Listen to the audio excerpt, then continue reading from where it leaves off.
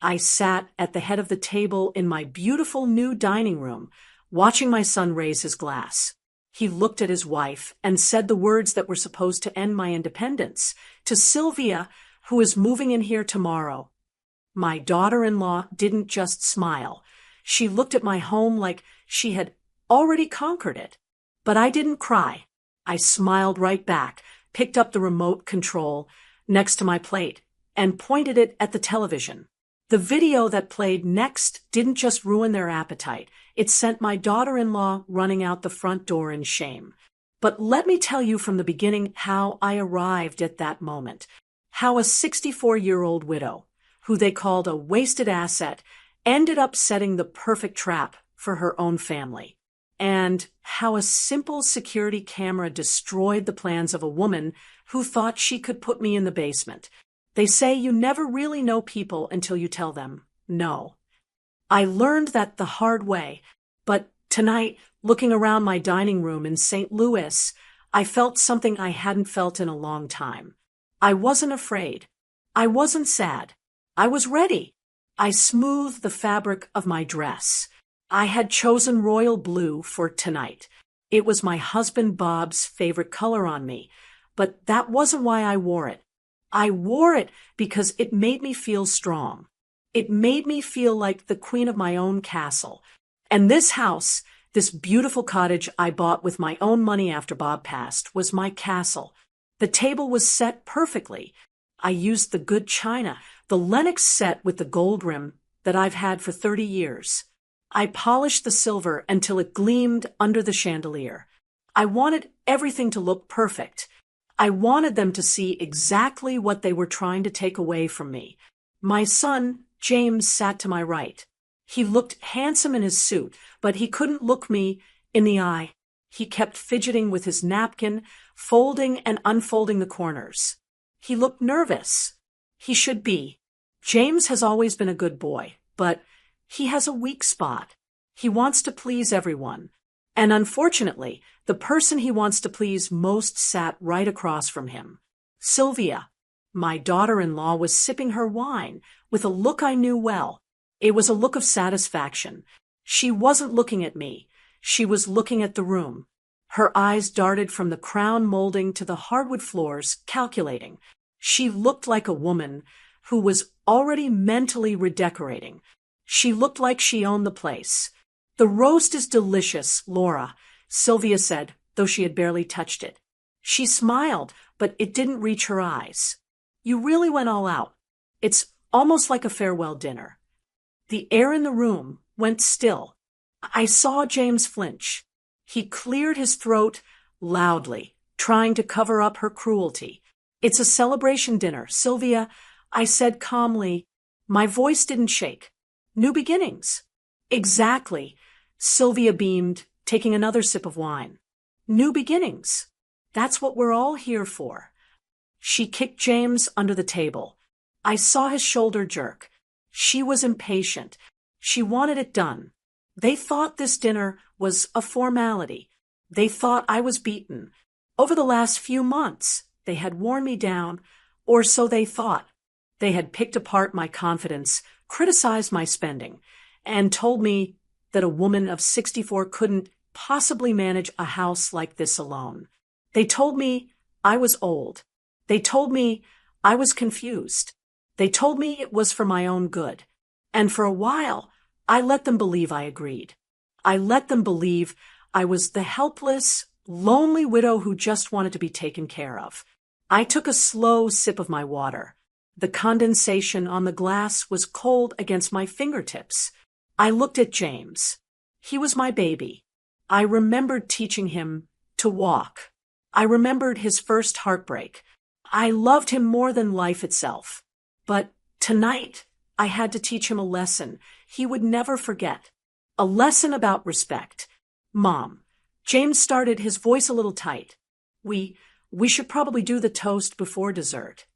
"Oh, yes," Sylvia said, sitting up straighter. "Let's make it official." She reached over and squeezed James's hand. It wasn't a gesture of love. It was a signal. "Do it now." James reached for his wine glass. His hand was shaking just a little. The crystal chimed as he picked it up. The sound rang through the silent dining room like a bell.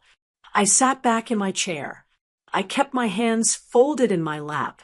My fingers brushed against the pendant of my necklace.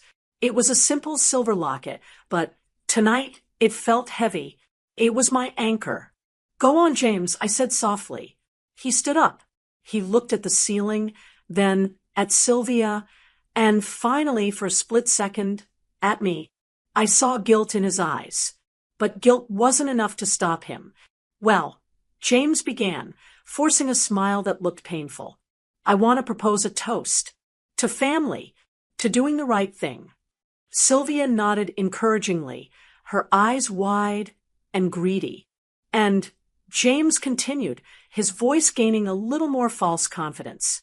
"To the future, and to the big changes happening tomorrow." He turned his body towards Sylvia. He raised his glass higher. To Sylvia, he said, the words hung in the air. I watched Sylvia's face light up with triumph. She was practically glowing. She opened her mouth to accept her victory. She thought the next words out of his mouth would be about her moving in. She thought the papers in her purse were going to be signed tonight. She thought I was moving to the basement. James took a breath to finish the sentence. To Sylvia, who is... I didn't blink. I simply touched my necklace and smiled. It wasn't a warm smile. It was the smile of a mother who knows her child has been caught in a lie. James thought he was toasting to his inheritance. Sylvia thought she had won the war. They thought I was just an old woman who was ready to give up. But neither of them knew that I had spent the last 3 weeks planning a very different ending. They didn't know who was sitting in the study just down the hall, waiting for my signal. They didn't know that the changes happening tomorrow were not the ones they expected. James opened his mouth to finish the toast that would ruin my life. But to understand why this moment was going to destroy everything they planned, you have to understand how we got here. You have to understand what they did to me. And you have to understand that there is no dangerous creature on earth quite like a woman who is tired of being pushed around. 3 months earlier, 3 months ago, I did something brave. I bought a house. It wasn't a mansion. It wasn't a sprawling estate. It was a cottage-style home with 3 bedrooms, a wide front porch, and a garden that needed love. After Bob passed away, living in our old family home felt like living in a museum. Every corner held a memory that hurt too much to look at. I needed a fresh start. I needed a place that was just mine. When the realtor handed me the keys, my hands were shaking. Not from fear, but from excitement. For the first time in 40 years, I was making a decision purely for myself. I didn't ask James. I didn't ask Sylvia. I used the life insurance money Bob left me, money he wanted me to use to be happy, and I bought my sanctuary. The first week was bliss. I woke up when I wanted. I drank coffee on the porch and watched the sunrise. I spent hours in the backyard pulling up weeds and planting the rose bushes I had always wanted. I felt capable. I felt independent. I was 64, not 94. I could lift a bag of mulch. I could paint a guest room. I was alive. I remember standing in the kitchen that first Saturday, looking out at the yard. The late afternoon sun was hitting the oak tree just right. I felt a peace I hadn't felt since the funeral. I thought to myself, I can do this. I am going to be okay. That feeling lasted exactly until the silver sedan pulled into my driveway. James and Sylvia had come to see the new place. I had invited them for lunch. I spent the morning making a quiche and a fresh salad. I wanted everything to be nice. I wanted them to be proud of me. I wanted James to walk in and say, "Wow, Mom, you did good." I wiped my hands on my apron and went to the front door. I opened it with a smile so big my cheeks hurt. "Welcome," I said, stepping aside to let them in. James walked in first. He looked tired. He gave me a quick peck on the cheek and mumbled, "Hey, Mom." He didn't look around. He just looked at his phone. Then Sylvia walked in. She didn't say hello. She didn't hug me. She stopped right on the doormat and looked up at the ceiling, then down at the floor. It wasn't a look of admiration. It was the look of a building inspector looking for code violations. "So," Sylvia said, dropping her purse on my entry table without asking. This is it. This is it," I said, trying to keep my energy up. "Come on, let me give you the tour. The kitchen has these wonderful big windows." I led them into the kitchen. I was so proud of the light in there. Sylvia walked to the sink and ran a finger along the counter. "Quartz?" she asked. "Yes," I said. "It's durable." "Expensive, though," she muttered. She turned to me, her face perfectly smooth, her expression blank. "How much did this place cost, Laura? The market is so volatile right now. I hope you didn't overpay." My stomach tightened. I was raised in a generation where you didn't ask people, especially your parents, what they paid for things. It was rude. "I got a fair price," I said, keeping my voice light. "And it's worth it. I love the neighborhood." Sylvia walked over to the back door and looked out at my garden, my pride and joy. She frowned. "That's a lot of yard," she said. "Who is going to mow all that? You can't be out there pushing a mower in the heat. It's a heart attack waiting to happen." "I have a gardener coming twice a month for the heavy stuff," I said, though I planned to do most of it myself because I enjoyed it. "And I like the exercise."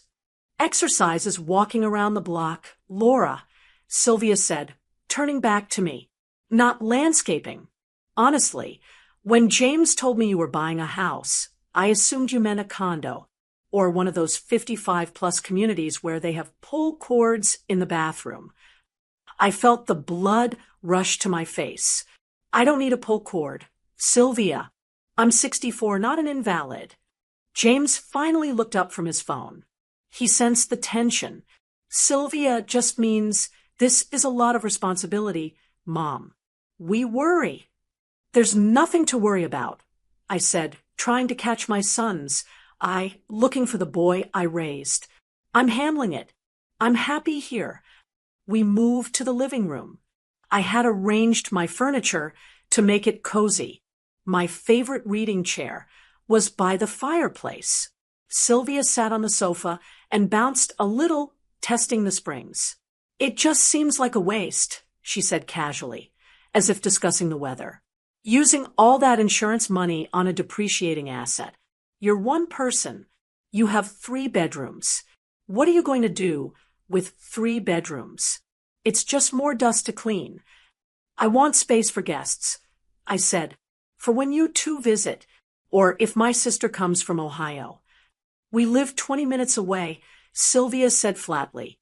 "We don't need to sleep over. And your sister hasn't traveled since her hip surgery." She looked at James. "Tell her, James." I looked at my son. "Tell me what?" James sighed. He took off his glasses and rubbed the bridge of his nose. It was a gesture he used when he was uncomfortable or when he was about to deliver bad news at work. "Mom," he started, "the house is nice." "It is. But we're just concerned about the long term. A house requires management. Bills, repairs, taxes, maintenance. It requires you to be sharp 24/7. "I am sharp," I said, feeling a cold knot form in my chest. I know," James said quickly. "But as we age, things slip." Sylvia and I were reading about the stress of homeownership on seniors. It adds to the cognitive load. The room went silent. Cognitive load. The phrase hung in the air like a bad smell. It sounded clinical, cold. It sounded like something you say about a broken computer, not your mother. "My cognitive load is just fine. Thank you," I whispered. "We aren't saying you're losing it, Laura," Sylvia chimed in, her voice dripping with fake sweetness. "We're just saying, why make it harder on yourself? A condo would have been safer, less to think about. We just don't want you to get overwhelmed and make mistakes. You know how you get with numbers sometimes. I stared at her. How I get with numbers. I did the bookkeeping for Bob's business for 30 years. Sylvia. That was a long time ago, she shrugged. Things change. I looked at James, waiting for him to defend me, waiting for him to say, Sylvia, stop it. Mom is the smartest person I know. But he didn't. He just nodded slowly. She has a point, Mom. We just want to preserve your resources. This house is a big drain. I realized then, standing in my beautiful, sun-filled living room, that they didn't see what I saw. I saw a new beginning. I saw roses blooming in the spring. I saw a place where I could heal. They saw a mistake. They saw an inheritance being spent. They didn't see me as an independent woman. They saw me as a liability. They saw a child they had to manage. Lunch is ready, I said abruptly. I couldn't listen to another word. I walked into the kitchen, my hands trembling again. But this time, it wasn't from excitement. It was from anger. And underneath the anger, a terrible, sinking fear. They weren't happy for me. And looking back, I realized that was the moment the clock started ticking. I just didn't know it yet.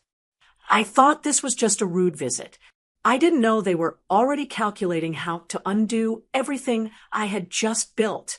I brought the quiche out to the dining room. I served them. I smiled. I played the part of the gracious hostess. But as I watched Sylvia critique the crust of my pie, I made a silent promise to myself. I was going to keep this house, no matter what they said. But I had no idea how far they were willing to go to take it from me. I always thought that when a thief comes to take everything you own, they come in the middle of the night wearing a mask. I was wrong. Sometimes they come at 2 in the afternoon on a Tuesday wearing designer heels and carrying a latte. The weeks following that disastrous lunch were quiet, but it was a heavy kind of quiet. I tried to shake off the feeling that I was being watched. I went back to my routine. I joined a book club at the local library. I found a spot in the corner of my living room where the morning sun hit just right, and that became my sanctuary for reading and tea. I was sitting in that exact spot, reading a historical novel and enjoying the silence when I heard the front door unlock. I froze. I hadn't given Sylvia a key. I had given James a key strictly for emergencies, like if I fell down the stairs or didn't answer the phone for 2 days. I certainly didn't give it to him, so his wife could treat my home like a public park. The door swung open, and I heard the click-clack of heels on my hardwood floor. Then, a heavier set of footsteps. Boots. See? I told you the layout was open. Sylvia's voice echoed from the hallway. My heart hammered against my ribs. I stood up, clutching my book against my chest like a shield. Hello, James. Sylvia rounded the corner into the living room. She wasn't alone. A man in dirty work boots and a tool belt was standing on my Persian rug. He looked uncomfortable, holding a clipboard and a measuring tape. "Oh, you're home," Sylvia said. She didn't say it like a greeting. She said it like an inconvenience. She didn't apologize for barging in. She didn't introduce the man. "Of course I'm home, Sylvia. I live here," I said, trying to keep my voice steady. "Who is this? And why do you have James's key?" "This is Mike," she said, gesturing vaguely at the contractor. "He's a landscape architect. I borrowed the key because James is busy at work, and Mike had an opening in his schedule today. We couldn't miss it." "An opening for what?" I looked at Mike. I didn't hire a landscape architect. Mike looked at Sylvia, confused. She said the owner requested a quote for a complete pave-over. "A what?" I felt the blood drain from my face. "Come on, Mike, let's go out back," Sylvia said, ignoring me completely. She waved him toward the kitchen door, the door that led to my garden. I followed them, my hands shaking. "Sylvia, wait a minute. You cannot just walk in here with a contractor. What are you talking about? She walked right past me, opening the back door and stepping onto the porch. She stood there, hands on her hips, looking out at my yard. My roses were just starting to bud. I had spent days on my knees, working the soil, pruning the dead leaves, nurturing those bushes. They were the first living things I had taken care of since Bob died. They meant everything to me. Sylvia pointed a manicured finger at the center of the yard. All of this, she said to Mike, from the porch to the back fence. It needs to be leveled. We want to put in a concrete patio, maybe a low-maintenance rock garden on the sides. No grass, no bushes. Wait, I said, stepping between them. No, absolutely not. Mike stopped writing on his clipboard. He looked at me, then at Sylvia. Laura, please, Sylvia sighed, rolling her eyes. She turned to Mike. Ignore her hesitation. She's just attached to the idea of a garden. But the reality is, she can't manage it. Look at this. She pointed at a small pile of leaves I hadn't raked up yet. It's already getting away from her. I was going to rake those this evening. I snapped. And I love these roses. I am not pouring concrete over my garden. Sylvia turned to me, and her face changed. She put on that mask again, the one of fake, pitying concern that made me want to scream. She lowered her voice, speaking to me like I was a toddler throwing a tantrum in a grocery store. Oh, Laura, she cooed. Don't get emotional. We aren't doing this to hurt you. We're thinking of your future. Do you really want to be out here in July, sweating and straining your back? What if you slip? What if you get heat stroke? We just want to make the house safe. I am perfectly safe, I said, and this is my house. I make the decisions. It's an investment, Sylvia countered, her voice hardening just a fraction. Paving it increases the property value for the right buyer. A family doesn't want high-maintenance landscaping these days. For the right buyer, I repeated, I am the buyer. I already bought it. I am not selling. Sylvia exchanged a look with the contractor. It was a look that said, she's senile, just humor her. Okay, Mike, Sylvia said briskly. Just draw up the quote for the concrete work and email it to my husband. We'll handle the deposit. Don't you dare. I told Mike, if you step foot on this property again without my direct permission, I will call the police for trespassing. Mike raised his hands in surrender. Look, ladies, I don't want to get in the middle of a family dispute. Call me when you figure it out. He turned and walked back through the house, leaving mud tracks all the way to the front door. When the front door clicked shut, the silence in the backyard was deafening. I turned to Sylvia. I was shaking with rage. Give me the key, I said. No, she said simply. It is my house, Sylvia. Give me the key. It is James's key, she said, smoothing her blazer. And James wants me to have access. He's worried about you, Laura. We both are. This behavior, yelling at contractors, getting hysterical over some old bushes, it's exactly why we need to step in. She stepped closer, invading my personal space. You can't live here alone forever, Laura. You know that. We're just trying to make the transition easier before something happens. She didn't wait for me to respond. She turned on her heel and walked out. She didn't even close the back door behind her. I stood there in the cool afternoon air, staring at my roses. I felt violated. It wasn't just about the garden. It was the way she spoke about me, right in front of my face, as if I were already gone. As if I were just a ghost haunting a property they already owned. I went inside and locked the door. I sat down at my kitchen table and dialed James's number. My hands were trembling so badly I had to hit the call button twice. He answered on the second ring. Hey, Mom, I'm in a meeting. Is everything okay? No, James, everything is not okay, I said, my voice cracking. Your wife just barged into my house with a strange man and told him to pour concrete over my garden. She refused to give me back your key. You need to handle this. I waited for him to get angry. I waited for him to say, she did what? I'll talk to her right now. Instead, I heard a long, heavy sigh on the other end of the line. Mom, James said, sounding exhausted. Sylvia called me. She said you got really aggressive with the contractor. She was just trying to get a quote. You didn't have to embarrass her. Embarrass her? I gripped the phone tighter. James, she came into my home uninvited. She wants to destroy the only thing I enjoy. She treats me like I'm incompetent. She's trying to help Mom. James said. His voice was patronizing now, just like hers. She knows a lot about real estate. She's right, that garden is a liability. If you fall out there, I am not going to fall. I shouted. Why doesn't anyone listen to me? Stop fighting her, Mom. James said sharply. Please. It's causing a lot of stress in my marriage. Sylvia knows what's best. She's just trying to protect the asset.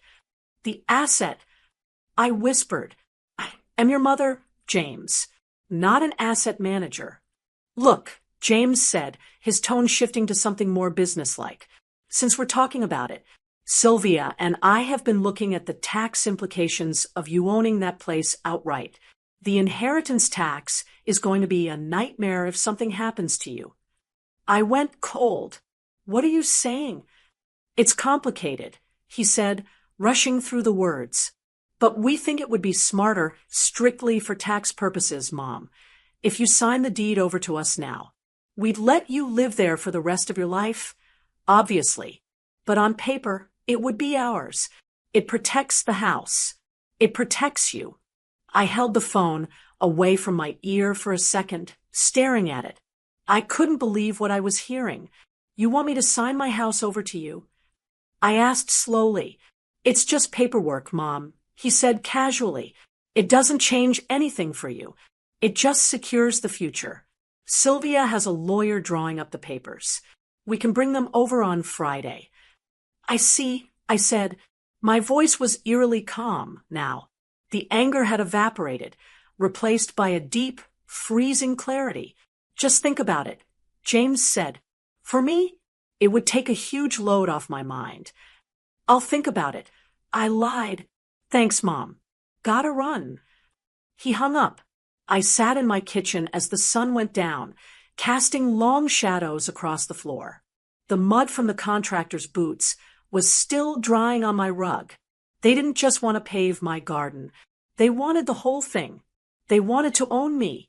James, my sweet boy, had been completely twisted by her. Sign the deed over. It was the oldest trick in the book. I knew plenty of widows who had done it, thinking they were helping their children, only to find themselves evicted or put in a home 6 months later because the owners decided to sell.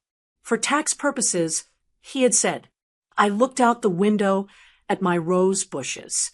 They were swaying in the wind, holding their ground.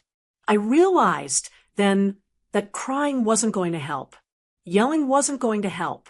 If I wanted to keep my home and my dignity, I had to stop acting like a mother and start acting like a woman who was under attack. James wanted me to sign papers on Friday. Fine. I would sign papers, but they wouldn't be the ones he was expecting. I picked up the phone again. But this time, I didn't call family. I called the one person Sylvia was afraid of. I called my lawyer. People assume that because I have gray hair and use a paper planner, I don't understand technology. They think I'm confused by smartphones and that the internet is a scary place for me. Sylvia certainly thought so. She treated me like I was stuck in the Stone Age. She would explain simple things to me, like how to send a text message or how to use the microwave with that slow, condescending voice she used for children. But she forgot one thing. I'm a widow living alone. And when you live alone, you take precautions. A month after I moved in, I bought a small security camera. It wasn't a high-tech spy gadget. It was just a simple, little white cube I picked up at the hardware store. I set it up on top of the refrigerator, nestled behind a ceramic pitcher and a fake ivy plant. I didn't buy it to spy on people. I bought it to watch my dog, Buster, when I was out running errands. I just wanted to make sure he wasn't chewing the baseboards or barking at the mailman. I never told James or Sylvia about it. It wasn't a secret exactly. It just never came up. Why would it? It was just a pet cam. That little camera, costing less than $50, ended up saving my life. It was Wednesday afternoon, 2 days before the celebration dinner, where James wanted me to sign the papers. I was at the grocery store, standing in the produce aisle, picking out apples for a pie. I wanted to make everything perfect for Friday. Even though I had already spoken to my lawyer, Mr. Henderson, and we had a plan in motion, a small part of me, the mother part, still hoped I was wrong. I hoped that maybe I was just being paranoid. I hoped that if I made them a beautiful dinner, they would remember that we were a family, not a business arrangement. I was weighing a bag of Granny Smith apples when my phone buzzed in my purse. I pulled it out. A notification popped up on the screen. Motion detected, kitchen. I smiled.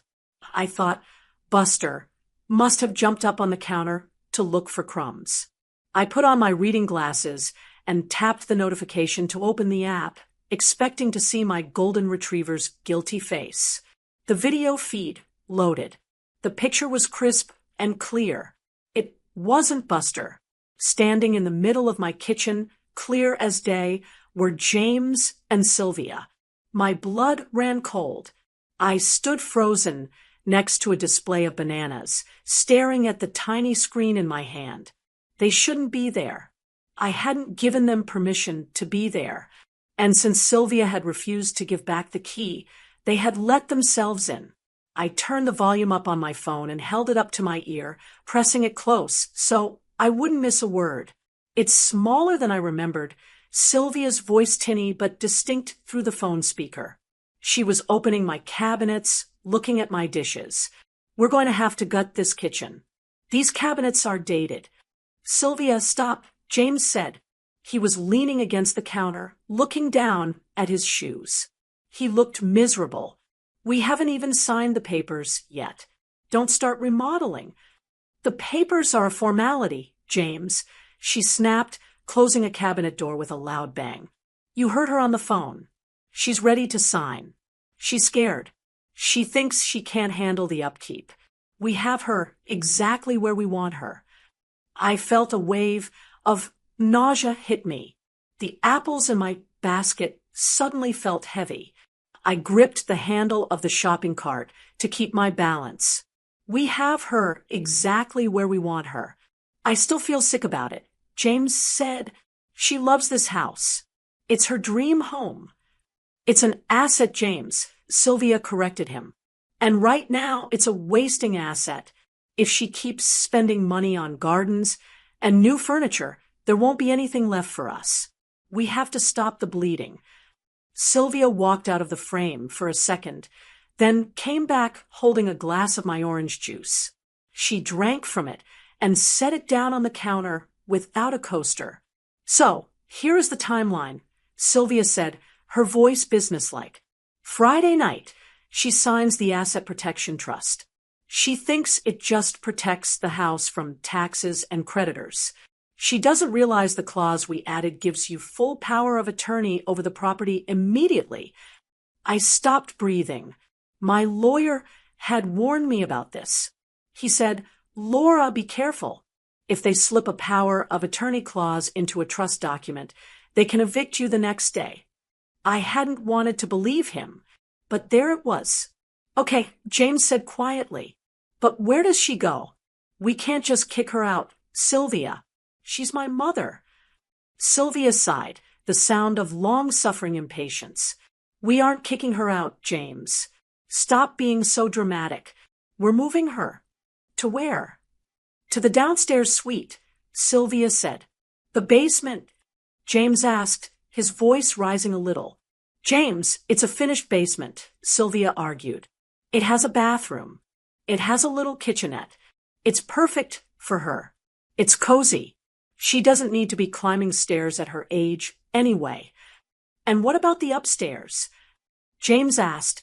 Well, obviously we take the master, Sylvia said, as if it were the most obvious thing in the world. I want the master bedroom. The light is better. We can turn her sewing room into your office, and the guest room can be a gym. I stared at the screen, horrified. The basement, my beautiful house, my sanctuary, and she wanted to shove me into the basement like an old piece of furniture she didn't know what to do with. She wanted my bedroom.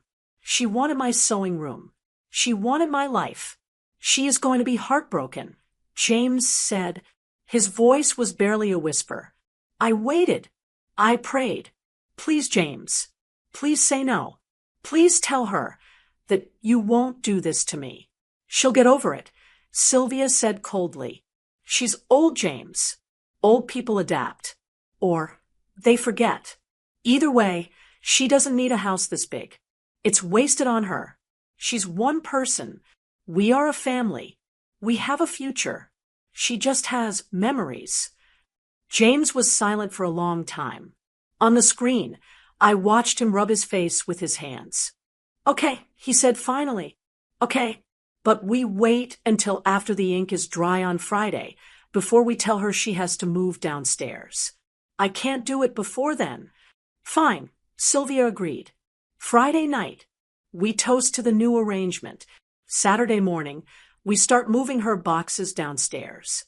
I turned off the phone. I stood in the middle of the grocery store, surrounded by strangers pushing carts, checking lists, living their normal lives. I felt like I had been punched in the stomach. My own son, the boy I had nursed through fevers, the boy I had cheered for at soccer games, the boy I had helped with his college tuition. He had just agreed to put me in the basement. He had agreed that I was wasted space. For a moment, I thought I was going to cry. I felt the tears prickling behind my eyes. I felt that overwhelming sadness of a mother who realizes she has failed to raise a good man. But then something strange happened.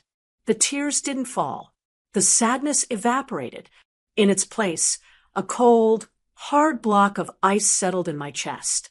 She's old. She'll get over it. That's what Sylvia thought. She thought I was feeble.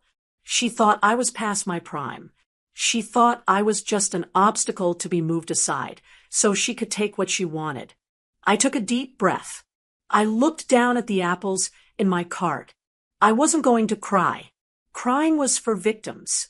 Crying was for the old Laura, the one who just wanted everyone to get along. The new Laura? The new Laura was angry. I put the phone back in my purse. I adjusted my glasses. I looked at my shopping list. Roast beef, potatoes, red wine. I was still going to cook that dinner. I was still going to host that party. But it wasn't going to be a celebration for them. It was going to be an execution. I pushed my cart forward. My hands weren't shaking anymore. My grip was firm. They wanted a show on Friday. I would give them a show. They wanted the house. They were going to find out exactly who this house belonged to. I finished my shopping with a clear head. I bought the most expensive cut of meat they had. I bought a bottle of very nice champagne because on Friday I was going to have something to celebrate. Silent revenge isn't about screaming. It isn't about making a scene. It's about letting your enemies think they have won right up until the moment the trap snaps shut. Sylvia and James thought they were the predators in my kitchen. They didn't realize they were the prey. I paid for my groceries, walked to my car, and drove home. When I walked into the kitchen, they were gone. The only sign they had been there was the empty glass on the counter. I picked it up. I didn't wash it. I put it in a plastic bag and sealed it. Then I called Mr. Henderson. "It's Laura," I said when he answered. "You were right. They want to move me to the basement. I'm ready to sign the papers you drafted. The real ones." I hung up the phone and looked around my kitchen. My beautiful, sunny kitchen. Get comfortable. Sylvia, I whispered to the empty room, because you aren't going to be here long. The hardest part of revenge isn't the planning. It isn't even the execution. The hardest part is the acting. It's looking into the eyes of the people who betrayed you and smiling like you don't know a thing. After I hung up with my lawyer, Mr. Henderson, I stood in my kitchen for a long time. I practiced my face in the reflection of the oven door. I practiced looking tired. I practiced looking defeated. I let my shoulders slump. I took off my favorite lipstick. I needed to look like a woman who had given up. If Sylvia and James suspected for even 1 second that I had a backbone left, they would have rushed over with emergency paperwork or tried to declare me incompetent right then and there. I needed them to feel safe. I needed them to feel victorious, because when people feel victorious, they get sloppy. I waited until that evening to call Sylvia. I knew she would be the one driving this train.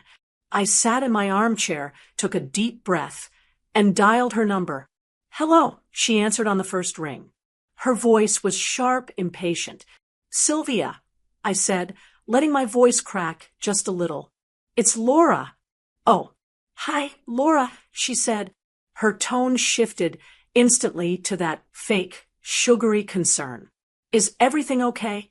You sound exhausted." "I am," I sighed. "I've been thinking about what you said. About the house. About the garden. About everything." I paused. I let the silence stretch out. I could practically hear her holding her breath on the other end. "And," she pushed, "and I think you're right. I lied." The words tasted like ash in my mouth. "I think I bit off more than I can chew. I'm 64. I shouldn't be worrying about roof repairs and landscaping. I'm just tired. Sylvia." "Oh, Laura." Sylvia exhaled, and I could hear the triumph in her voice. "I am so relieved you finally see it. We just want you to rest. We want you to be safe." "I know," I said. "I know you're just thinking of me. So let's do it. Let's sign the papers." "That is wonderful news," she said. She was talking faster now, excited. "I'll have James bring the paperwork over tomorrow morning." "No," I said, "not tomorrow morning." "Why not?" Her suspicion flared up instantly. "I want to do it properly," I said. "I want to have one last nice dinner here. A celebration. For the transition. Bring the papers on Friday night. We'll have a roast. We'll drink wine. And I'll sign everything over to James then." Sylvia hesitated. She wanted that signature now, but she also wanted to be the gracious winner. She wanted the victory lap. "Friday night," she agreed. "That sounds lovely. A handover celebration." "Yes," I said. "A handover." She didn't know I was handing over something very different than she expected. The next morning, Thursday, I woke up with a kind of energy I hadn't felt in 20 years. It was a cold, sharp energy. James called me on his way to work. "Mom, Sylvia told me," he said. He sounded relieved, but there was still that note of guilt in his voice. "Are you sure you really want to do this?" "I'm sure, James." I said, "I just want peace." "You'll love the setup downstairs," he said, trying to sell it to himself as much as to me. "We'll make it really cozy for you." "I'm sure you will," I said. "I'm going to spend the day packing up some things, getting ready." "Do you need help?" he asked. "No," I said firmly. "I want to do this part alone." I hung up. I wasn't packing. I wasn't putting a single book in a box. Instead, I put on my best business suit, a navy blue one I hadn't worn since Bob's funeral, and drove to downtown St. Louis. I parked in front of a brick building on 4th Street. Henderson and Associates. Mr. Henderson had been Bob's lawyer for 30 years. He was a man who still wore suspenders and didn't trust emails. He trusted ink. When I walked into his office, he didn't offer me coffee. He looked at me over the rim of his glasses. "You're sure about this, Laura?" he asked. "This is the nuclear option. Once we file this, there is no going back. It will burn bridges." "Mr. Henderson," I said, sitting down and smoothing my skirt. "They measured my windows for drapes while I was still living there. They planned to put me in the basement. The bridge is already burned. I'm just sweeping up the ashes." He nodded grimly. "All right then." He slid a thick stack of documents across the mahogany desk. "This is the irrevocable trust," he explained, tapping the paper. "We are moving the title of the house out of your name and into the Laura Swartz Living Trust. You are the sole trustee and the sole beneficiary for your lifetime. That means you control it. You live in it, but legally you don't own it in a way that allows you to sign it away to James." He flipped the page. "Even if they bullied you into signing a deed on Friday night," he continued, "it would be worthless. You can't give away what the trust owns. And since the trust is irrevocable, you can't change it without a court order. It protects you from them. And frankly, it protects you from yourself if you ever get soft-hearted." "I won't get soft-hearted," I said, taking the pen. "And this," he said, sliding a second, thinner document across the table, "is the trespass notice and the revocation of permission." I looked at the document. It was simple. It stated that James and Sylvia were no longer welcome on the property and that any previous keys or permissions were null and void. "And the third thing?" I asked. Mr. Henderson smiled, a dry, thin smile. "The eviction protection. If they try to claim residency because they've left a toothbrush there or something, this shuts it down.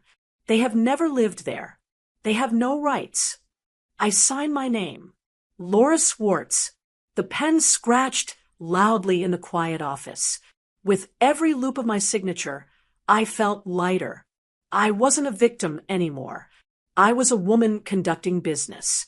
"One last thing, Mr. Henderson," I said, capping the pen. "I need you to come to dinner tomorrow." He raised an eyebrow. "I don't usually attend social functions, Laura." "It's not a social function," I said. "It's a closing, and I need a witness. I want you to wait in the study. When I give the signal, when I play the video, I want you to come out." He looked at me for a long moment, then nodded. "I'll be there. 7 p.m. I drove home, feeling like I was floating. I stopped at the market and bought the most beautiful bouquet of flowers I could find. Not for Sylvia, for me. When I got home, I did something petty. I walked down to the basement. It was a finished basement, yes, but it was dark. It smelled like damp concrete and old carpet. There were 2 small windows up high that let in a sliver of gray light. I stood in the middle of the room and imagined my life there. I imagined sleeping down here while Sylvia walked around on my hardwood floors upstairs. I imagined hearing their footsteps above my head every day, reminding me that I was beneath them, literally and figuratively. "No," I whispered to the empty room. "Never." I went back upstairs and locked the basement door. Friday arrived with a gray, overcast sky.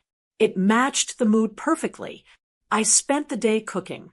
I roasted a prime rib with rosemary and garlic. I mashed potatoes with heavy cream and butter. I glazed carrots with honey.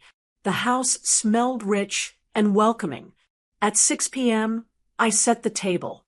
3 places. At 6:30 p.m., Mr. Henderson arrived. He came to the back door, as we had discussed. He was wearing his gray suit and carrying his briefcase.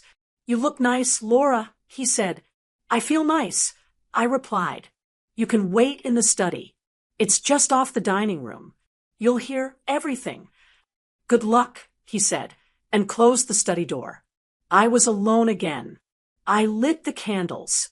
I poured myself a glass of water. At 6:55 p.m., headlights swept across the front window. They were here. I watched through the curtains. James was driving. Sylvia was in the passenger seat. She was checking her makeup in the visor mirror. She looked excited. She looked like a shark smelling blood in the water. They got out of the car. James was carrying a bottle of wine. Sylvia was carrying a thick manila folder. The papers. I opened the front door before they could knock. I put on the face I had practiced, the tired, grateful mother. "Come in," I said softly. "I'm so glad you're here." Sylvia stepped inside, hugging the folder to her chest. She looked around the hallway, her eyes already measuring for new paint, maybe a new runner rug. "It smells delicious, Laura," she said. "I'm glad we could do this. It's going to be a great relief for you." "Yes," I said, leading them to the dining room. "A great relief." James looked at me. "Are you okay, Mom?" "I am, James," I said, and for the first time in days I was telling the truth. "I'm really okay." We sat down. The trap was set. The bait was taken. And the door to the study was cracked open just an inch, enough for justice to slip through, when the time was right. "Let's eat first," Sylvia said, placing the folder on the table right next to her plate. "Business after pleasure." "Agreed," I said. I served the roast. I watched them eat my food. I watched them drink my wine. I watched them smile at each other, thinking they were minutes away from owning my life. And I smiled back, because I knew something they didn't. I knew that this was their last meal in my house. The roast beef was gone. The wine bottle was half empty, and the silence in the room was so thick you could have cut it with a knife. We had made small talk for 45 minutes. We talked about the weather. We talked about James's job. We talked about everything except the elephant in the room, the thick manila folder sitting right next to Sylvia's elbow. She had touched it at least 10 times during the meal, tapping her fingernails on it like a drummer waiting for the beat to drop. She was impatient. She wanted the deed done. I wiped my mouth with my napkin and placed it neatly on the table. "Well," Sylvia said, her voice bright and sharp. "That was wonderful, Laura. Really. But I think it's time we get to the main event, don't you?" She nudged James. "Honey, the toast. This brings us back to the moment where we started, the moment everything changed." James stood up. He looked pale. The wine hadn't relaxed him. It had just made him sweat. He picked up his glass, his hand trembling slightly. He looked at Sylvia, who was beaming up at him, with eyes full of greed. Then he looked at me. "Right," James cleared his throat. "A toast." He took a breath, trying to steady himself. "To the future," he began, reciting the lines Sylvia had probably fed him in the car. "To doing what's best for the family. And—" he paused, lifting his glass higher. "To Sylvia, who is moving in here tomorrow to manage the estate." Sylvia's smile stretched wide. She reached for the folder, ready to slide it across the table for my signature. She opened her mouth to say, "Cheers." But I didn't pick up my glass. I stood up. My legs felt strong.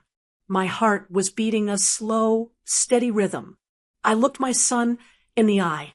"Actually, James," I said, my voice cutting through the air like a razor, "there is a typo in your toast." James blinked, confused. "What?" "You got the location wrong," I said calmly. "And you definitely got the person wrong." Sylvia frowned, her hand freezing on the folder. "Laura, what are you talking about?" "Sit down. You're confused." "I have never been less confused in my life, Sylvia." I reached for the remote control that I had placed next to my water glass. I pointed it at the 60-inch television mounted on the wall behind James, the television they had claimed was too modern for me to figure out. "I think we should watch a little home movie before we sign anything," I said. I pressed the button. The screen flickered to life. The audio was loud. "She's going to be heartbroken." James's voice filled the dining room. On the screen, the image was grainy but unmistakable. It was James standing in my kitchen 3 days ago. James froze. He spun around to look at the TV. Sylvia gasped, her hand flying to her mouth. She'll get over it. Sylvia's voice boomed from the speakers. She's old, James. She doesn't need a house this big. It's wasted on her. I watched their faces as they watched themselves. Sylvia went pale, her skin turning the color of old dough. James looked like he was going to be sick. The video continued. We move her into the in-law suite in the basement. I want the master bedroom. And what about the upstairs? We take the master. She doesn't need to be climbing stairs at her age anyway. I let it play until the end. I let them hear every cruel word. I let them hear Sylvia call me a wasted asset. I let them hear James agree to put his own mother in a cellar. Then I turned off the TV. The silence that followed was different than before. It wasn't awkward. It was terrified. Where? Sylvia stammered, her voice shaking. Where did you get that? From the camera on top of the refrigerator. I said, the one you didn't notice because you were too busy measuring my cabinets for your new kitchen. You were spying on us. Sylvia shouted, finding her voice. She stood up, knocking her chair back. That is illegal. You can't record us without our consent. In my own house. I asked, raising an eyebrow. In the house you broke into using a key I never gave you? I think you'll find the law is on my side. Sylvia. James sank back into his chair. He put his head in his hands. Mom, You were going to put me in the basement, James, I said softly. I didn't yell. The hurt was too deep for yelling. I changed your diapers. I paid for your college. I held you when you cried over your first girlfriend. And you were going to put me in the basement like a broken lawnmower. It wasn't like that, James whispered, his voice cracking. We wanted you safe. Don't lie to me. I snapped. I just watched you plot to steal my bedroom. That isn't safety. That is theft. Sylvia grabbed the manila folder. Her eyes were wild. She was losing control, and she knew it. Fine, she spat. Fine. We talked about it. So what? It doesn't change the facts. Laura, you are old. You can't manage this place. And you did agree to sign the papers tonight. She slammed the folder down on the table. Sign them, she demanded. We're doing this for your own good. Sign the deed, transfer. I looked at the folder. Then I looked at her. I started to laugh. It was a dry, humorless laugh. Oh, Sylvia, I said, I did sign papers today. You're right about that. I reached into my purse, which was sitting on the floor by my feet. I pulled out the thick envelope Mr. Henderson had given me, but I didn't sign yours. I tossed the envelope onto the table. It landed with a heavy thud right on top of her manila folder. What is this? Sylvia asked, staring at it like it was a bomb. Open it, I said. She ripped it open. Her eyes scanned the first page. I saw her jaw drop. A trust, she whispered. An irrevocable trust. That's right, I said. As of this morning, I no longer personally own this house. The Laura Swartz Living Trust owns it, and I am the only trustee. That means I cannot give it to you, James. Even if I wanted to, even if you bullied me, even if you forged my signature, the house is locked up tight. You can't do that, Sylvia sputtered. We're your heirs. Not anymore, I said. The trust dictates what happens to the property. And right now, the trust says that I live here until the day I die. And after that, it gets sold, and the money goes to charity. James looked up, his eyes wide. Mom, you disinherited us. You disinherited yourselves when you decided I was a burden instead of a mother, I said. Sylvia threw the papers down. This is insane. You're not of sound mind. I'll challenge this. I'll get a doctor to testify that you're senile. I wouldn't do that if I were you, a deep voice said from behind me. Sylvia and James both jumped. The door to the study opened. Mr. Henderson stepped out. He adjusted his tie and walked into the dining room. He looked at Sylvia with the kind of disdain usually reserved for cockroaches. "Who are you?" Sylvia demanded. "I am Mrs. Swartz's attorney," Mr. Henderson said calmly. "And I can assure you, she is of perfectly sound mind. I witnessed the signing of the trust documents myself this morning. I also have the video recording of our meeting where she clearly articulates her wishes. Any judge who sees that, and then sees the video of you plotting to evict her, will laugh your case out of court." Sylvia looked at the lawyer, then at the papers, then at me. She realized the walls were closing in. "James, do something," she shrieked. James didn't move. He was staring at the second document I had pulled out of the envelope. It was a single sheet of paper with bold text at the top. "What is that?" James asked, pointing to the paper in my hand. "This," I said, "is a notice of trespass." I slid it across the table. "It says that you, Sylvia Swartz, and you, James Swartz, are no longer welcome on this property. It says that if you return here without my express written invitation, you will be arrested." "Arrested?" James choked out. "Mom, I'm your son." "And she is the homeowner," Mr. Henderson interjected. "The law is very clear." I looked at Sylvia. The smugness was gone. The arrogance was gone. She looked small. She looked defeated. "You wanted to manage the estate, Sylvia?"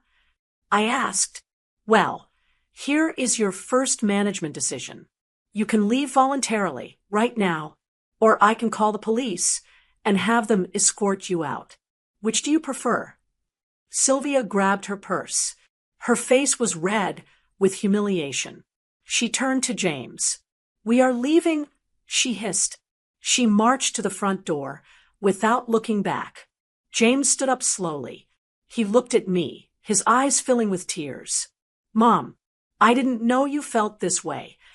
"I didn't feel this way, James," I said, my voice finally shaking just a little. "You made me feel this way. You chose her greed over my dignity. Now go." He opened his mouth to speak, but Mr. Henderson took a step forward. James closed his mouth. He turned and followed his wife. I heard the front door open, but I wasn't done yet. "Wait," I called out. They stopped in the doorway. James turned around, a flicker of hope in his eyes. Maybe he thought I was going to forgive him. Maybe he thought I was going to back down. "James," I said, "you forgot your toast." He looked confused. I picked up my wine glass. I walked over to the door. I looked at Sylvia, who was shivering in the night air. "You toasted to Sylvia moving in," I said, "but I have a better one." I raised my glass. "To my son and his wife," I said, my voice ringing out into the street, "who are moving out of my life until you learn what the word respect means." I took a sip of wine. It tasted sweet. "Get off my porch," I said, and then I closed the door in their faces. I closed the door, but I didn't lock it immediately. I leaned my forehead against the cool wood, listening. My heart was pounding, not from fear, but from the adrenaline of finally standing up for myself. I expected silence. I expected the sound of an engine starting and tires rolling away. Instead, I heard screaming. "You idiot!" Sylvia's voice shrieked from the other side of the door. It was muffled, but the rage came through clearly. "You just stood there. You let her humiliate us. You let her steal my house." "Her house, Sylvia," James's voice replied. He sounded shell-shocked. "It's her house." "It was supposed to be our portfolio," she screamed. I heard the sound of a purse hitting the siding of the house. "Do you know how much time I spent planning the renovation? You know what I told the contractor? You have to fix this, James. Go back in there. Break down the door if you have to. Tell her she's confused. Tell her we'll sue." I pulled back from the door. I looked at Mr. Henderson. He was standing in the hallway, adjusting his glasses, looking ready to dial 911. "Do you want me to call the police, Laura?" he asked quietly. "Not yet," I said. "I want to hear this." I needed to hear it. And more importantly, I needed James to hear it. For years, he had been deaf to her greed. He had excused her behavior as stress or ambition. But now, standing on my front porch in the cold, stripped of her prize, Sylvia was showing her true face. "I can't go back in there, Sylvia," James said, his voice rising. "Did you see the video? Did you hear what you said? You called my mother a wasted asset. You were going to put her in the basement." "So what?" Sylvia snapped. "It makes financial sense. Why are you being so soft? She's one old woman. We have a future to build. We have retirement to think about. Who cares if she sleeps in the basement? She's lucky we were going to let her live here at all." There was a silence on the porch, a long, heavy silence. "She's my mother," James said. His voice sounded different now. The fear was gone, replaced by a dark, heavy realization. "She isn't an asset. She's the woman who raised me. And you wanted to bury her." "Oh, grow up, James," Sylvia yelled. "Stop being a mama's boy. We are partners. We are a team. Now, pick up the phone and call a competency lawyer. We are going to challenge that trust. We are going to declare her unfit." I had heard enough. I unlocked the deadbolt. The click was loud. I threw the door open. Sylvia spun around, her face twisted in an ugly snarl. James was standing by the railing, looking at his wife like he had never seen her before. "You aren't calling anyone," I said, stepping out onto the porch. Mr. Henderson stepped out behind me, a silent sentinel in his gray suit. Sylvia's face changed instantly. The snarl vanished, replaced by a desperate, frantic smile. It was terrifying how fast she could switch masks. "Laura," she gasped, taking a step toward me. "Oh, thank God. Look, emotions were running high. I didn't mean any of that. The video, I was just venting. You know how stress gets to me. I love you, Laura. We just want what's best for you."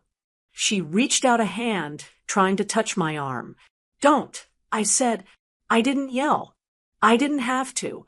My voice was cold steel. "Do not touch me." Sylvia froze. She looked at James. "James, tell her. Tell her I was joking. Tell her we're family." James looked at me. He looked at the tears standing in my eyes, tears of anger, not sadness. Then he looked at Sylvia. He looked at her manicured hands reaching for me. He looked at the wild desperation in her eyes. He finally saw it. He saw the greed. He saw the cruelty. He saw that she didn't love him, and she certainly didn't love me.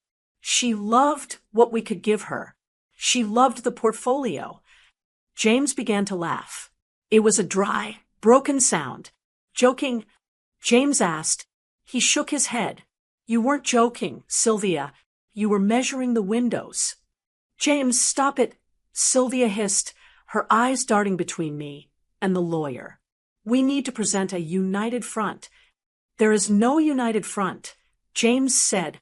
He reached into his pocket. I thought he was reaching for his car keys. Instead, he pulled out the key to my house, the one Sylvia had refused to give back, the one she had probably slipped into his pocket before dinner. He walked over to me and placed the key in my hand. His fingers were cold. "I am so sorry, Mom," he whispered. "I am so sorry." "I know you are," I said, closing my fingers over the key. "But sorry doesn't fix this, James. You let her in.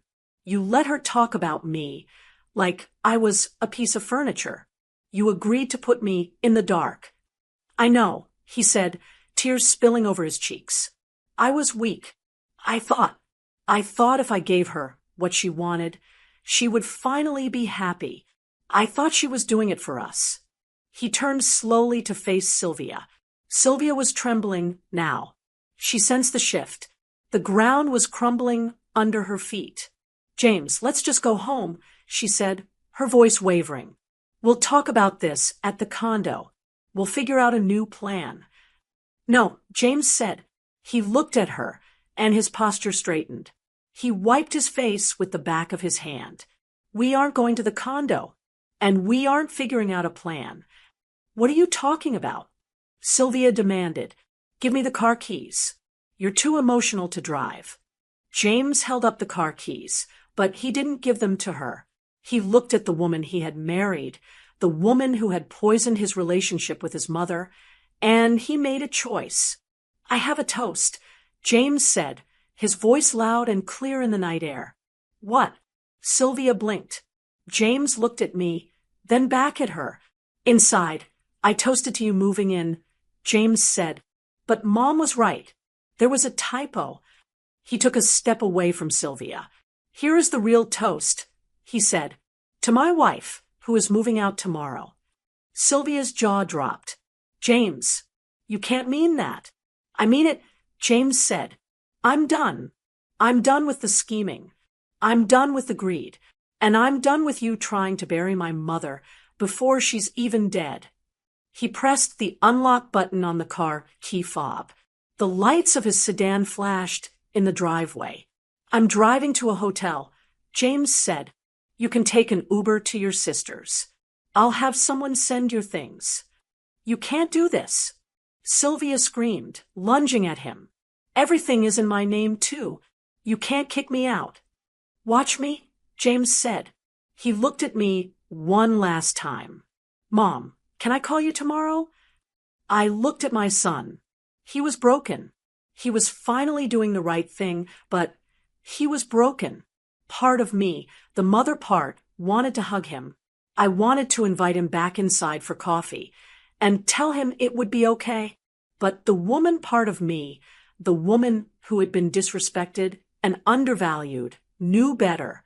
If I took him back now, he wouldn't learn. He needed to feel the weight of what he had almost done. He needed to stand on his own 2 feet without his mother propping him up. No, James, I said. James flinched as if I had slapped him.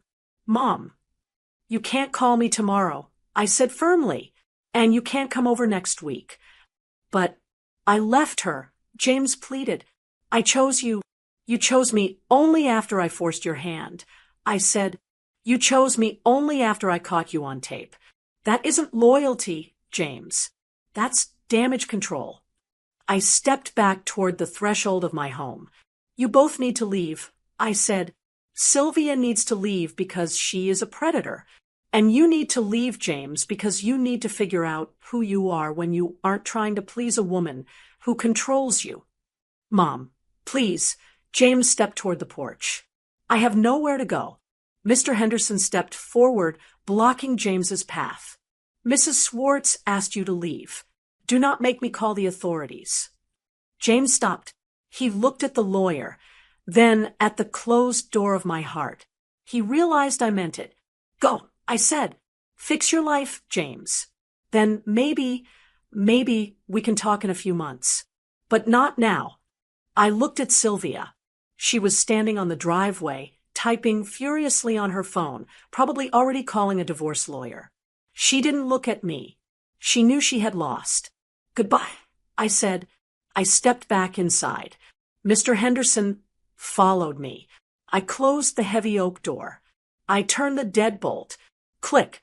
Then I slid the chain lock into place. Clack. The sound was final. I stood in the hallway, staring at the wood grain of the door. My hands were shaking again, but this time it was from relief. The silence in the house was deep and pure. Are you all right, Laura?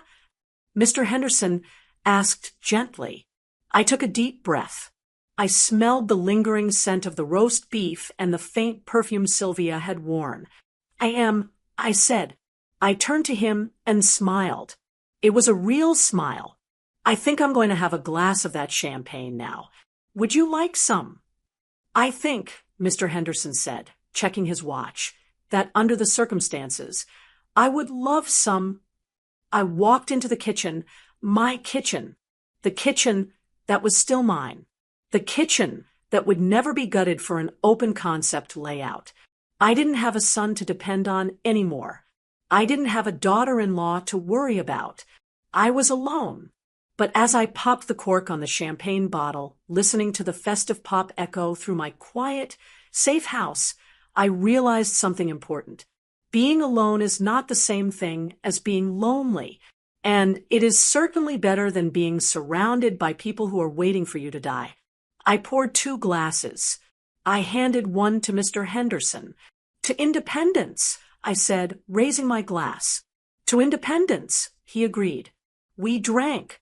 And outside, I heard the sound of James's car, finally driving away, taking the toxicity with it, leaving me with my roses, my home, and my peace.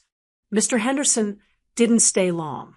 He finished his champagne, gave my hand a reassuring squeeze, and told me to call him if I needed anything, even if it was just to change the locks. When I closed the door behind him, the latch clicked into place with a sound that felt like a period at the end of a very long, very bad sentence. I stood in the hallway for a moment, just listening. For months, the silence in this house had frightened me. When the floorboards creaked, I worried about intruders.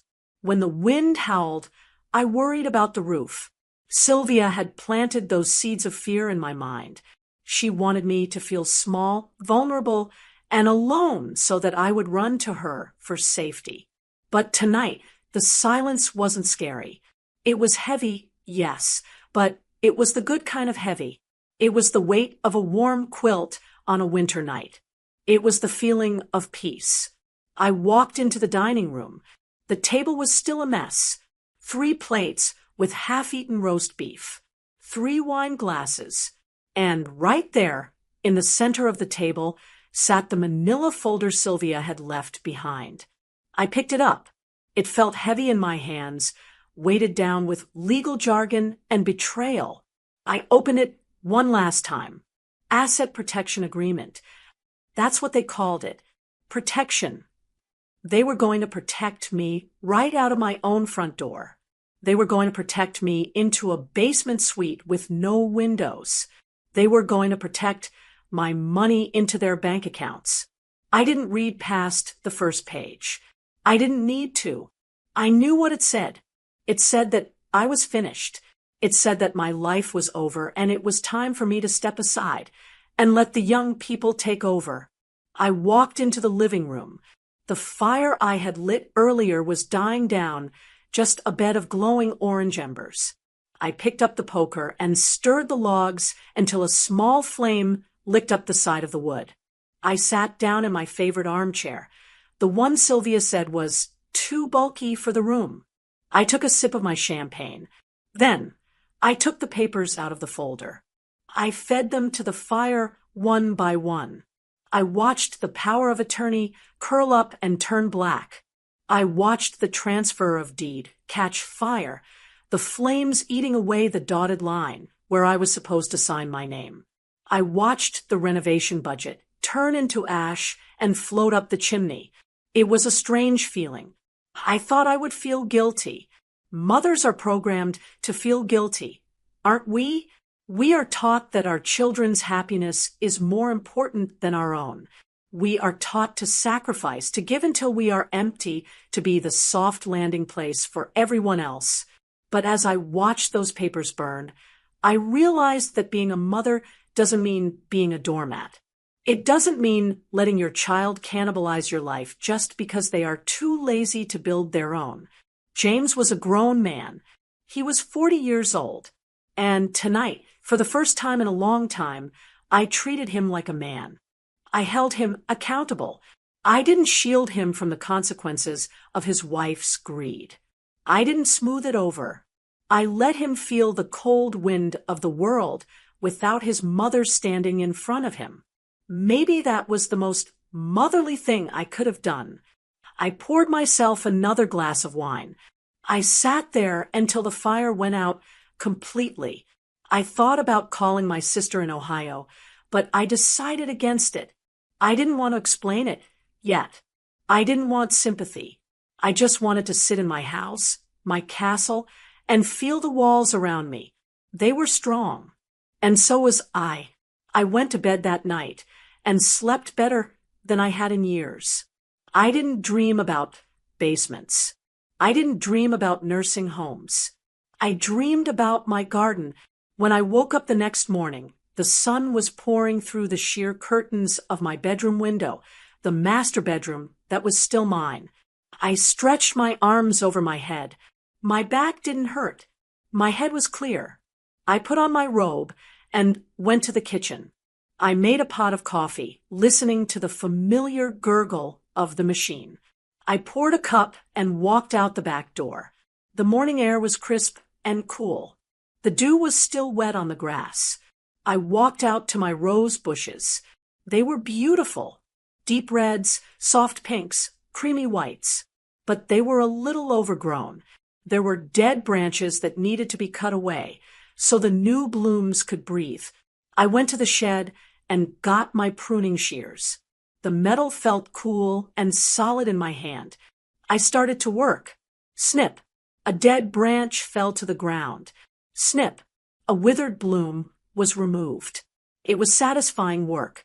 You have to cut away the dead parts to save the plant. If you leave the rot, it spreads. It infects the healthy parts. It kills the whole thing. I thought about James. I thought about Sylvia. They were the dead weight I had been carrying.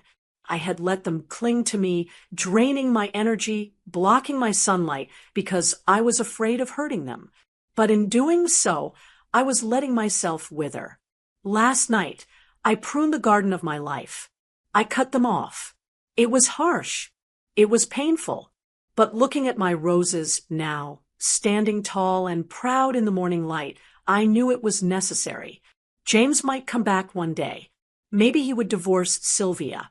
Maybe he would learn to stand on his own 2 feet and come to me with genuine respect in his eyes. If that day came, I would open the door. I would make him coffee, but I would never, ever hand him the keys again. And if he didn't come back, if he chose to stay with her and hate me for what I did, I looked around my yard. I looked at the high fence. I looked at the beautiful patio where I planned to drink my tea. I would be okay. I am Laura Swartz. I am 64 years old. I own my home. I own my life. And I am not going anywhere. I took a deep breath of the fresh morning air, smelling the earth and the flowers. I was the queen of my castle, and for the first time, the castle was safe. Laura had to make a hard choice. She kicked out a greedy daughter-in-law, but she also closed the door on her own son when he had nowhere else to go. Would you have forgiven James immediately after he apologized, or was Laura right to kick them both out to teach them a lesson? Have you ever had to use tough love on a family member to protect yourself? Did you like the story?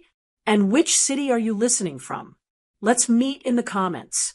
If you like the story, you can support me by sending a super thanks, so I can keep bringing more stories like this. Thank you so much for your sweet support. I'm looking forward to your comments on the story. On the screen, you can see 2 new life stories that I highly recommend. There's so much more on my channel. Don't forget to subscribe. See you in the next life story.